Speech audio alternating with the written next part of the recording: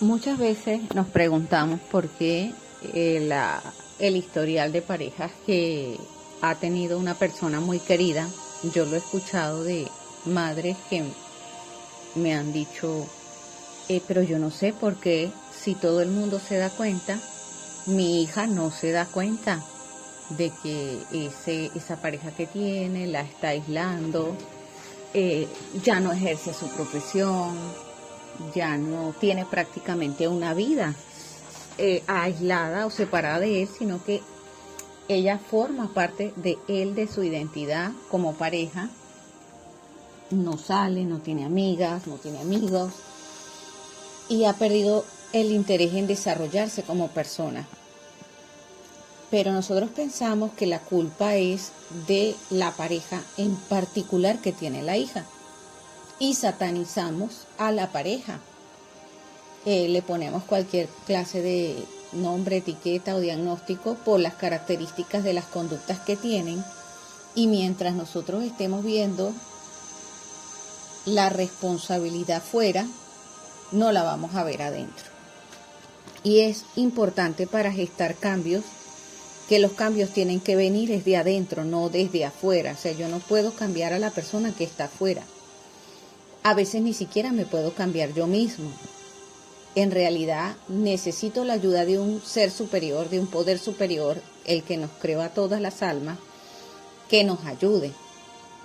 Y es un reentrenamiento del sistema nervioso y un reentrenamiento del cerebro, porque este niño o esta niña que es empático, que ama a los demás sin límites, que es una persona que se siente atraída solo por una pareja que requiera un esfuerzo constante, se acostumbró a buscar ese tipo de personas que demanden su total atención y que le den más allá de lo que se dan inclusive a sí mismo.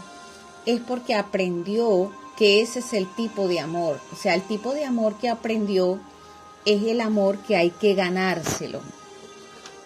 Y eso quiero que lo resaltes por allí.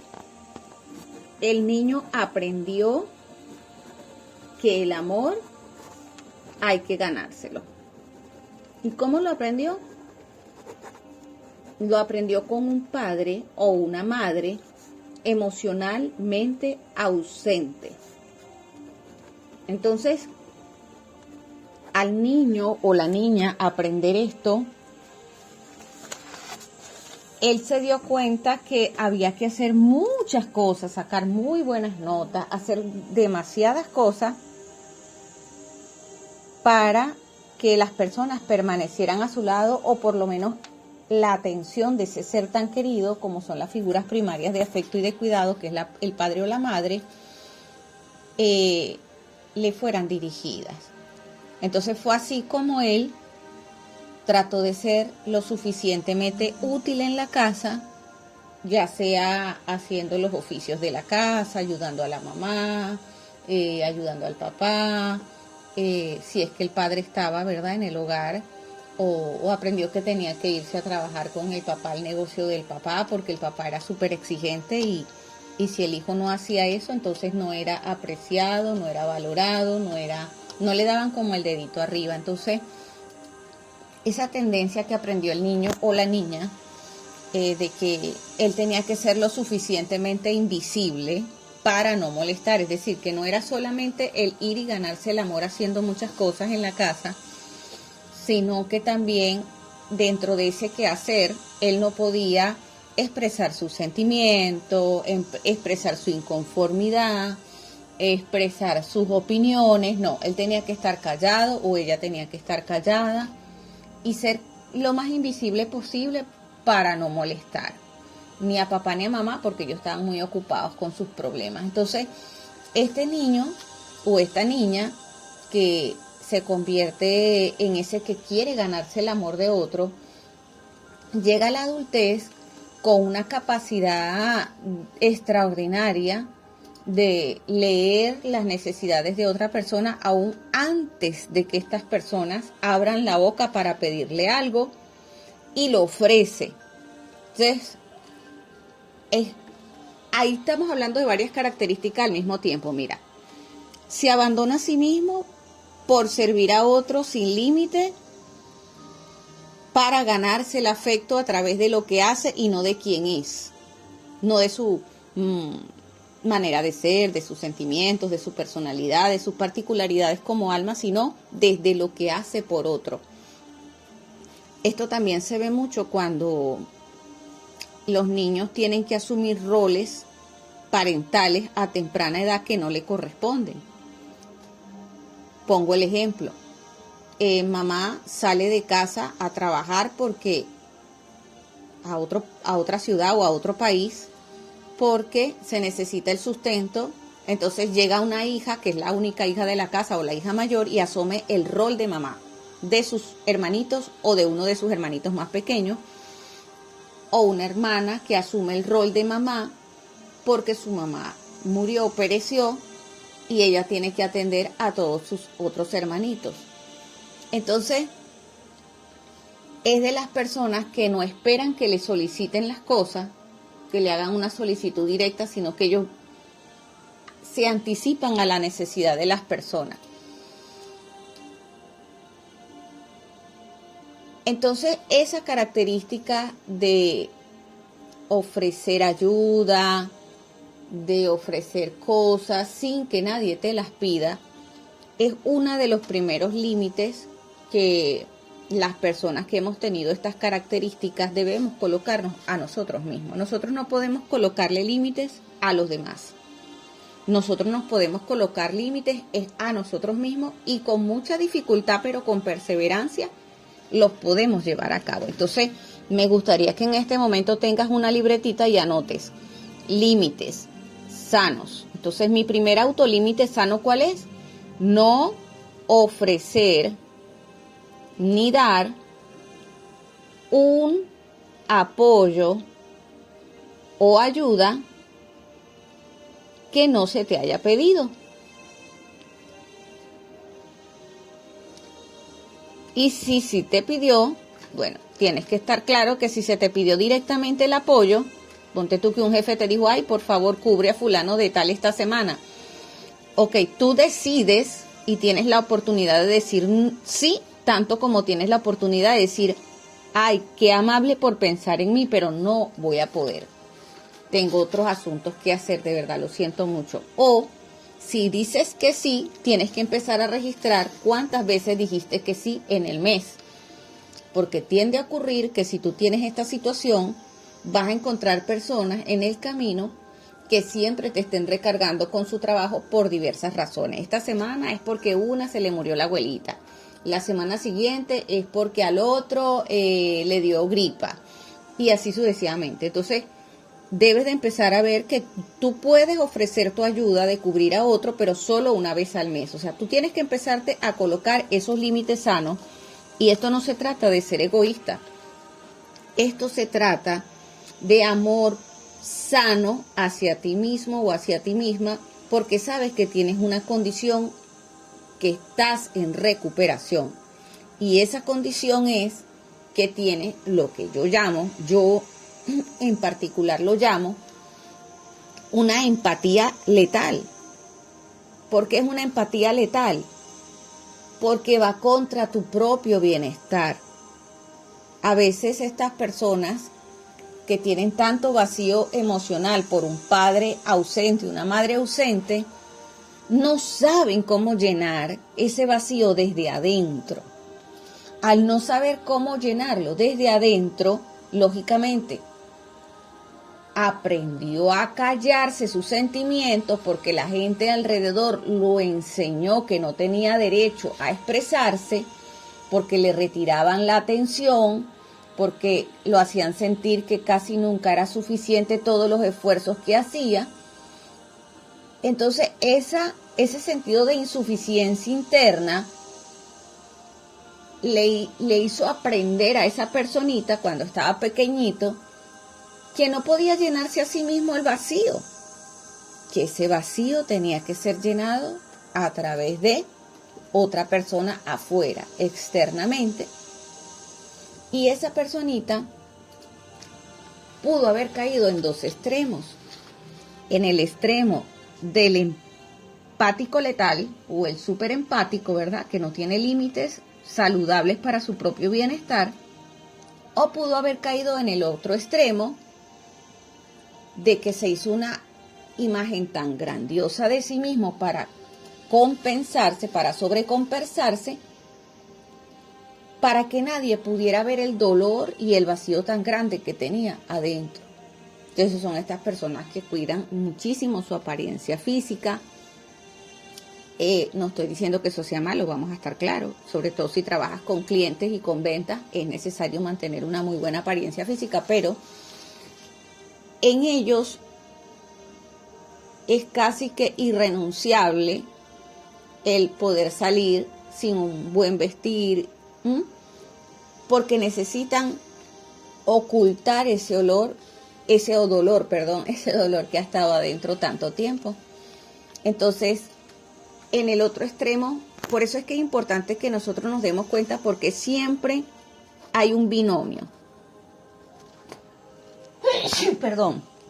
Siempre hay un binomio que es el binomio empático letal, como le digo yo, el empático letal, pero otros autores le llaman el superempático, o el empático sin límites, o el suicida emocional, que entrega más de lo que recibe, que ayuda sin que se lo pidan, que no tiene límites sanos para su bienestar, pero también ese suele ubicar como pareja a una persona que tiene rasgos narcisistas, que necesita admiración constante, que necesita cercenar la identidad y la personalidad de ese empático para poder tratar de alguna manera de llenar su vacío con la humillación o la vejación o la minimización del otro, la invalidación de sus emociones.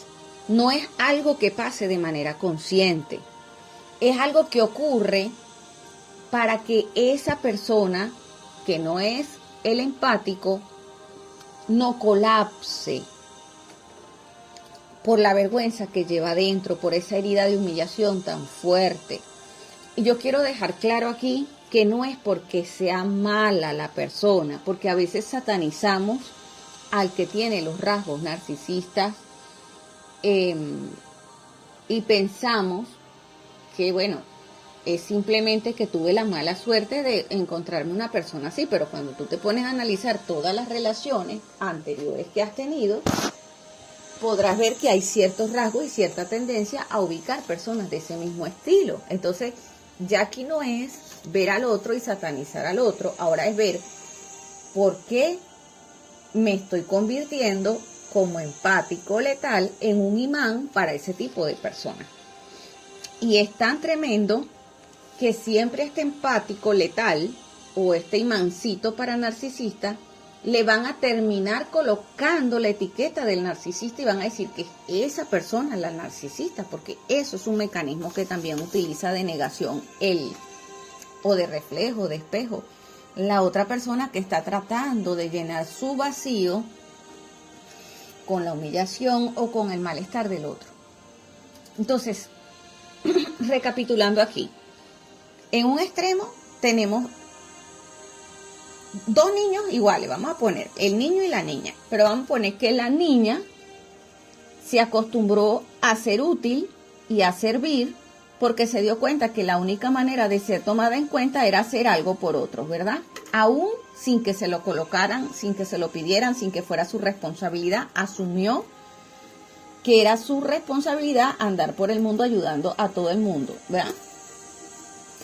Y en el otro extremo vamos a colocar un niño que le pasó lo mismo que a la niña, pero que en realidad, en lugar de tomar el mecanismo de huida o de defensa o de negación, como tú mejor lo entiendas, de ir por ahí por el mundo sirviendo a todo el mundo y no cuidándose a sí mismo su propio bienestar, fue el otro extremo de la cuerda, que era pensar en sí mismo como única forma de sobrevivir, tratar de autocompensar esa vergüenza, esa baja autoestima, esa ese vacío existencial que no fue llenado, tratar de compensarlo con un sentido de grandiosidad, de que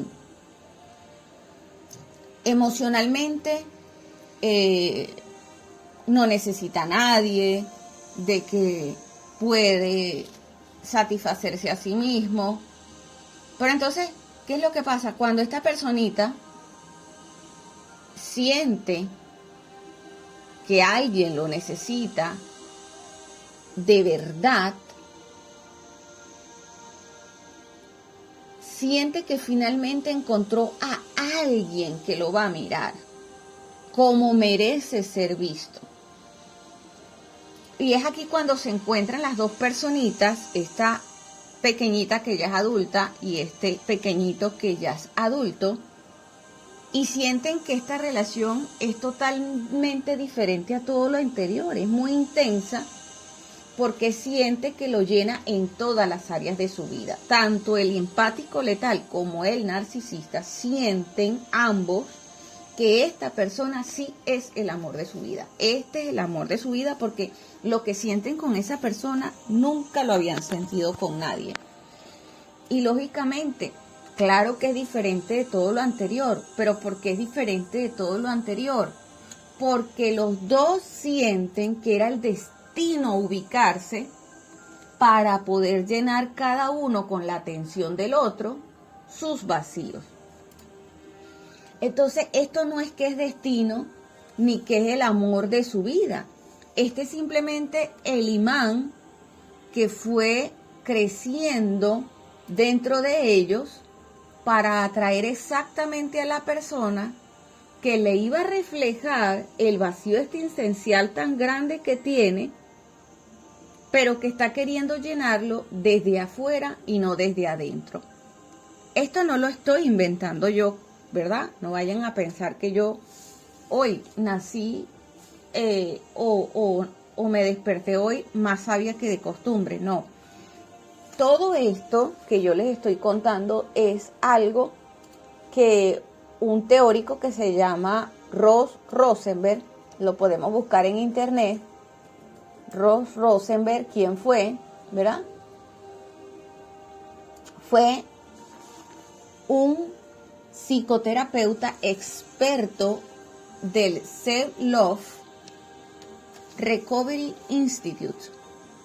Entonces tú vas a poder buscar a este hombre que fue un educador y un perito en casos de abuso narcisista. O sea, fue un hombre sumamente preparado y que hizo muchos libros. Y entre los libros de ese hombre tú vas a encontrar el síndrome, ya te voy a buscar acá el nombre exactamente, el síndrome del imán humano. Búscate ese libro, el síndrome del imán humano. Ahí él habla cómo superar la codependencia, por qué queremos a quienes nos hieren. Ese libro sería muy interesante que lo ubicaras, porque de ahí pueden salir muchas revelaciones de lo que es el fenómeno que te ha estado pasando a ti y a algún ser querido. Entonces, esta plantilla es como un mapa invisible que tiene cada persona, que lo lleva desde la infancia y que le dice el tipo de vínculo que para esa personita se va a sentir como hogar.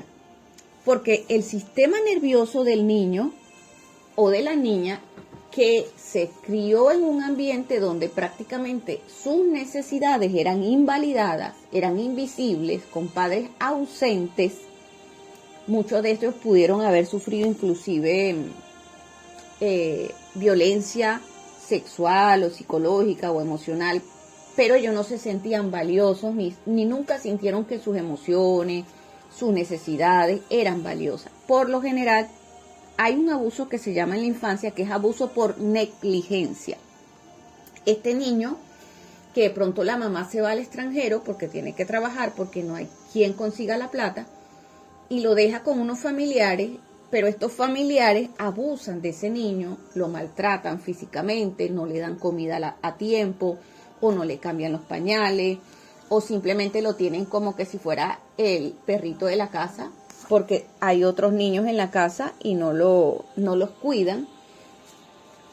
En ese sentido, ese niño se levanta con una sensación de hogar en su sistema nervioso y en su cerebro, que es ser invisible, ser abandonado, ser no tomado en cuenta, y va a buscar exactamente el tipo de persona que le propine esa sensación de hogar que tuvo cuando era pequeño, aunque eso no era un hogar, pero eso fue lo que él conoció como hogar. Igual en el caso de la niña que yo te estoy planteando. La diferencia está en que el niño puede desarrollar un extremo como varón para poder sobrevivir, un mecanismo de defensa en el colegio, en el liceo, etcétera, de grandiosidad para que no abusaran más de él, y construyó un personaje. Pero ese tipo de vínculo se va a asociar con el personaje de la niña, que es codependiente, que anda por allí en el mundo sintiendo que es valiosa sí y solo sí sirve a los demás.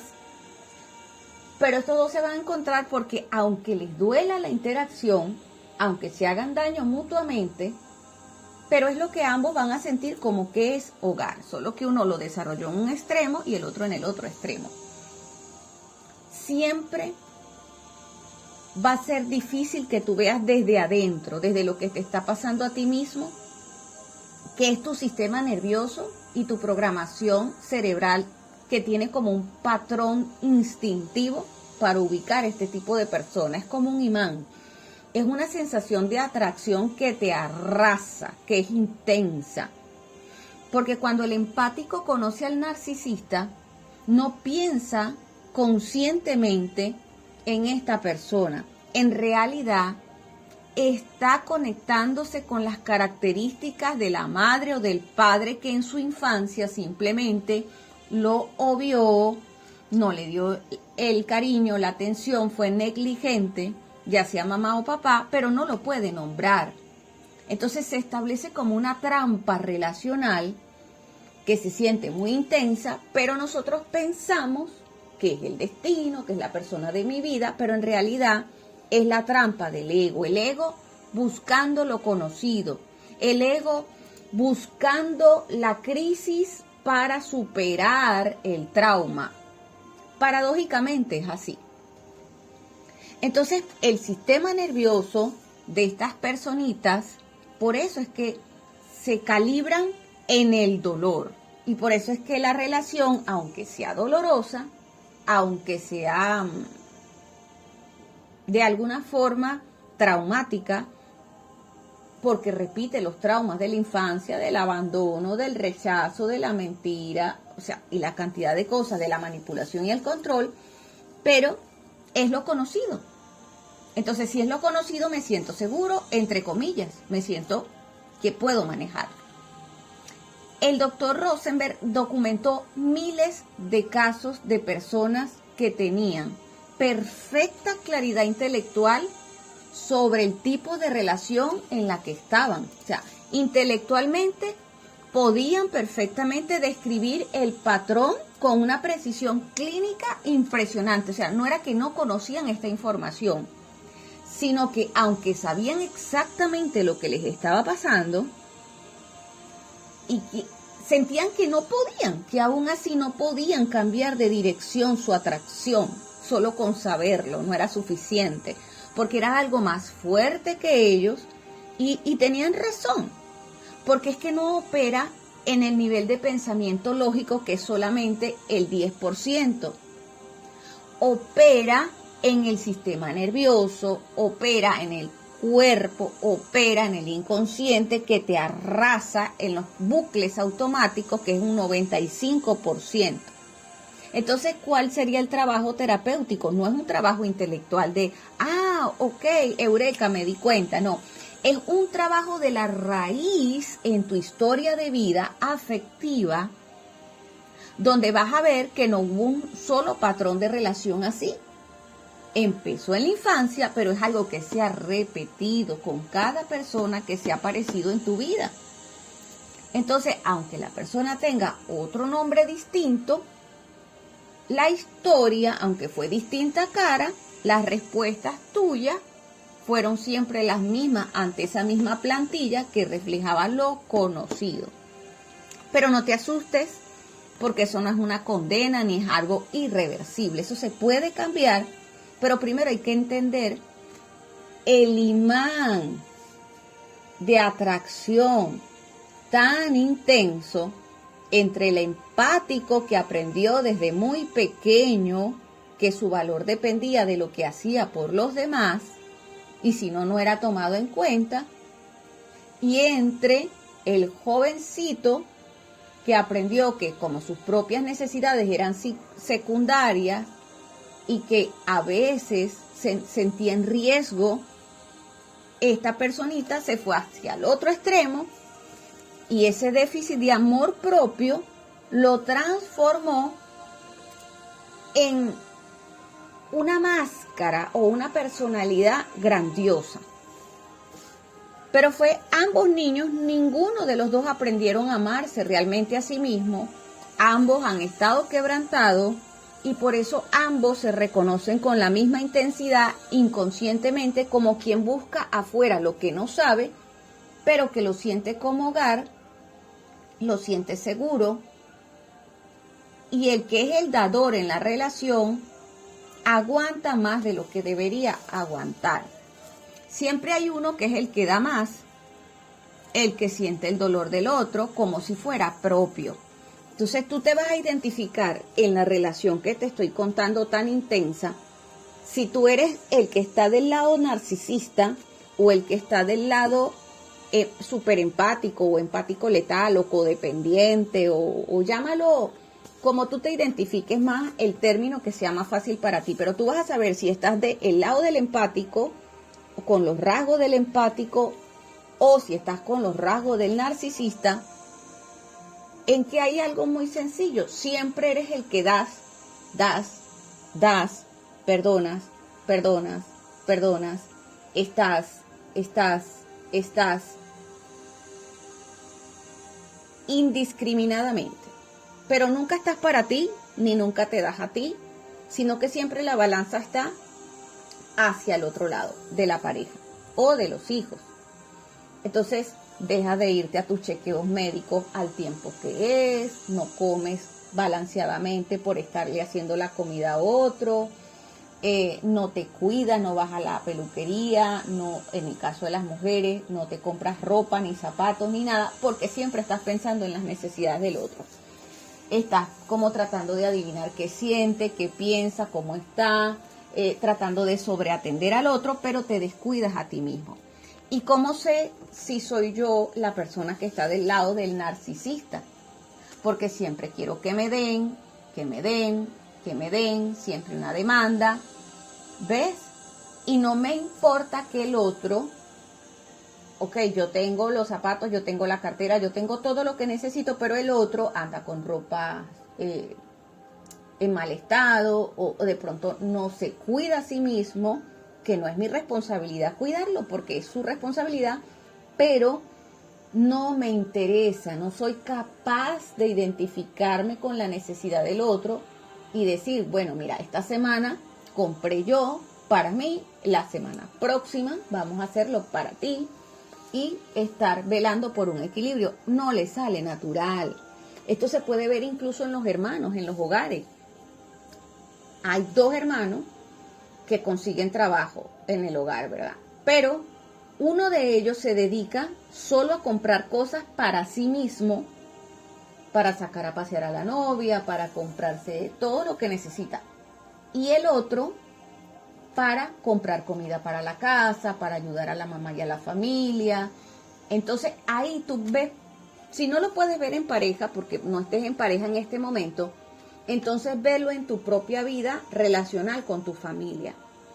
Eres la persona que siempre está para el otro, para darle un consejo, para ayudarlo, para apoyarlo, y que con tus ingresos sostienes la mayor parte de la carga del hogar. Entonces puede ser que tú estés haciendo el papel en esa familia del empático letal que no tiene límites sanos y que no se procura su propio bienestar, sino que está procurando solo el bienestar de otro. Si por el contrario eres la persona que siempre está, ay, que el cabello, ay, que la ropita, ay, que yo no sé qué, que no sé cuánto, y no estás pendiente de las necesidades de otro, entonces tienes que aceptar, aunque cuesta aceptarlo, que puede ser que estés del otro lado, no del empático, ¿verdad? Sino del lado del narcisista. Acuérdate que aquí no se trata de poner etiquetas. Yo soy una persona que no me gusta ese tema de estarle poniendo etiquetas a la gente, porque una etiqueta es como si te condenara. No. Observemos esto como que estoy teniendo estos rasgos, ¿verdad? Pero si yo los identifico conscientemente, no es suficiente para poderlos cambiar. Yo necesito ir más profundo, más adentro. Pero es muy importante no ponerme la etiqueta. Solo lo estoy diciendo a efectos didácticos para poder entender que quien pone primero sus propias necesidades, y si el otro no está allí para atender sus necesidades, entonces eso le produce una intensa ansiedad y se siente en peligro. Entonces puede ser que los rasgos son los rasgos del narcisista. Pero si tú eres la persona que siente ansiedad por no ayudar, por atenderte a ti mismo, por apartar un tiempo para ti, entonces puede ser que tú estés del lado del que tiene los rasgos codependientes. Acuérdate que ambos tuvieron trauma en el apego de la infancia, no fue uno solo. ¿Ok? Solo que cada uno tuvo una respuesta conductual inconsciente opuesta. Uno se fue a un extremo y el otro se fue al otro extremo. Hasta aquí te voy a dejar la primera parte de esta pequeña disertación sobre este tema, y en una segunda parte te voy a colocar un poquito más de información, porque no me gusta que de pronto nos embotemos con tanta información.